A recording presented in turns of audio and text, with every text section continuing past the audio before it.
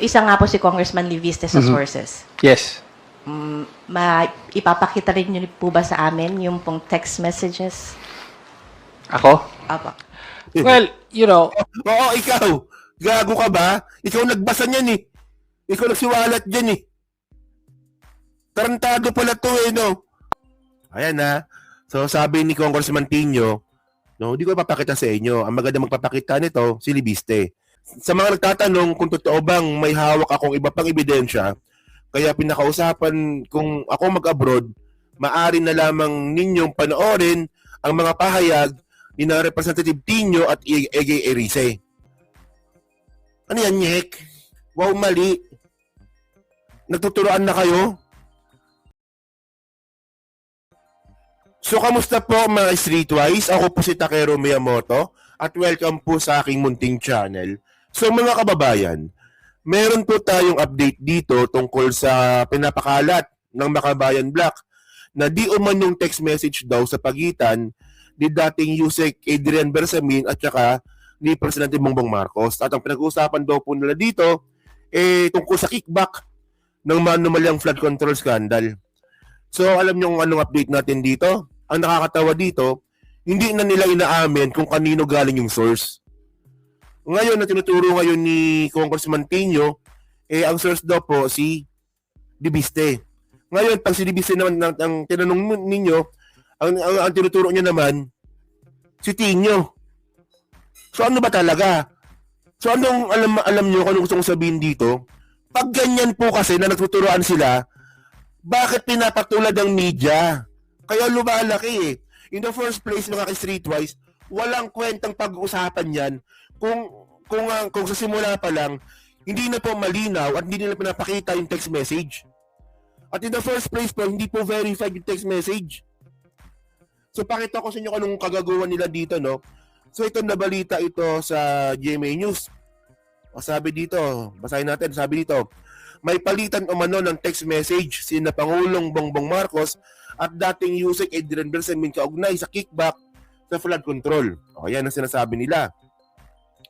Pero hindi nila pinapakita yung text message. O, ayon sa nagsiwalat nitong si Representative Tino na isa sa nag-endorso ng impeachment complaint laban kay Marcos, lumabas na bagman ng Pangulo si Bersamin. Depensa naman ng palasyo, wala itong katotohanan. So by the way, syempre as usual, itatanggi ng palasyo yan. So ngayon, ito yung sinasabi ko nga sa inyo eh. In the first place, alam nyo, no, si Tino po kasi, si Congressman Tino po kasi, ano yan eh, congressman po ng ano yan, ng ACT teachers. Oo, ACT teachers po yan. So alam ko naman na mandato nyo rin yan na mag-file ng impeachment. Pero ang point natin dito, itong ACT teachers mga kababayan, hindi sa history sa history ng ACT teachers, no, hindi po sila naka-focus kung paano pagagandahin ang sistema ng mga teacher. Mas focus po sila kalabanin yung gobyerno kasi mga komunista po yung mga putang inang yan. Ang gusto ng mga yan, palitan ng gobyerno, silang papalit. Komunista nga eh. Oh, ganyan naman talaga yung Makabayan Black na yan eh. Yung Gabriela ba, sa simula ba, nakafocus yan sa mga babae? O sige nga, oh, may alam ba kayo na na-filean ng kaso ng Gabriela? Tungkol sa pang-aabuso sa mga kababaihan? Ganun din kung Kabataan Party List. Di ba? Wala naman eh. Kung meron man, pasikat lang po nila sa media yun. Okay, so balikan natin yung topic natin. So, ito yung report ng GMA News ha. So, panoorin natin saglit, no? Para makuha natin yung gusto kong i-point dito. So, panoorin natin. Kasi nagtuturoan sila ngayon eh. Oh. Ano ba yan? Ito, sige. sa pagitan mismo ng Pangulo at saka ni Undersecretary Adrian Bersamin. Ang lumalabas talaga ay siya yung personal runner, ibig sabihin utusan, bagman, Bersamin. O dahil doon, ang ebidensya ninyo, dahil yun dyan sa text message, and hindi nyo malaman kung kayo nang galing. Galing, di ba? Galing. Ayun ang ebidensya ninyo. Text message na hindi ninyo malaman kung kanino nang galing. Sige nga, continue nga natin. Complete na po ang 7.122 delivery sa akin. Tapusin ko po computation today. That was March 24, from July 10, 2025. Ito nga yung Ayun na, yung text message mga ka-streetwise, binabasa niya na. Binabasa niya na dito sa presscon. nagpapaabot si Bersamin na meron pong cash delivery. Dadalhin natin sa 2 billion, dadalhin sa Nara residence. Okay? At ang sabi naman ng Pangulo, quote, sasabihan ko si June Baris. Relate natin ito dun Okay yan. So, ayan. Sige, continue nga natin. sa salaysay naman ni Bernardo na in March, meron siyang kinomplete na mga deliveries, including one delivery of is it around 2 billion, ganon, in an armored van. Isa nga po si Congressman Liviste sa sources. Yes. O, ayan na. So, dito ako natawa eh. Ngayon, syempre, binasa niya na po yung text message. Syempre, as usual, at logical naman, nasasabihin ng media dito na pati yun ng text message, ilabas ninyo. So, ito na yung sagot ngayon ni Congressman Tino. Around 2 billion, ganon, in an armored van. Isa nga po si Congressman Liviste sa sources. Yes. Ipapakita rin niyo po ba sa amin yung pong text messages? Ako? Apa. Well, you know, Oo, ikaw. Gago ka ba? Ikaw nagbasa niyan eh. Ikaw nagsiwalat dyan eh. Tarantado pala to eh, no? Oh, tingnan yung kagaguhan dito ni Tino ha. Nagpa-presscon. Binasa yung text message. Nag-akusa no kung ano-ano. Tapos nung tinanong siya dito ng media na, ano ba, papakita mo ba sa amin yung text message? Biglang magtatanong na, ako? Ako maglalabas? Sino maglalabas? Ako? Ako ba? Ako?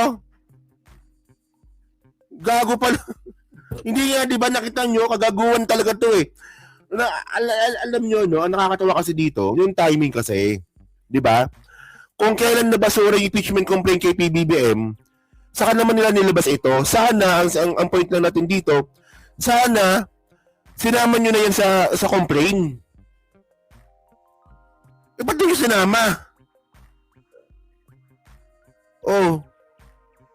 Sige, continue. Sa amin yung pong text messages? ako? Apa. Well, you know, it's better that, for example, Congressman Liviste be the one. Bakit? Because he can explain the provenance of these records. Siya ang mas makakapagpaliwanag kung paano napasakamay sa niya ang mga records na ito. Ayan na.